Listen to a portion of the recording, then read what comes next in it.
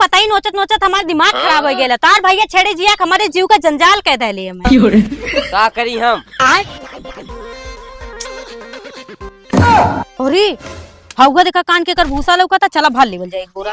चला अब जल्दी जल्दी जल्दी भरा बाऊ नहीं तो आ जाए। लेकिन 1 सेकंड। अरे दादाजी तुम्हारा भूसा कितने बिस्सा का है?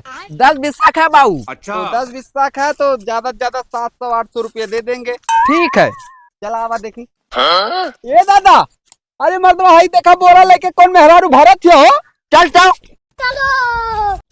करे हे सुन सुन सुन सुन 1 घंटा दवाई लगल 1400 रुपया बैल। हम भूसा बेच के कुछ एडजस्ट करत है तो कुल भूसवा उठा ले जाते जाए। बताओ। अरे काका ये एक बोरा छेड़ी खाती ले जाते हैं। छेड़ी ना भेड़ा चुपचाप यहाँ से चल जा। भाई यहाँ से भाग। कैसे आया ना सराऊ।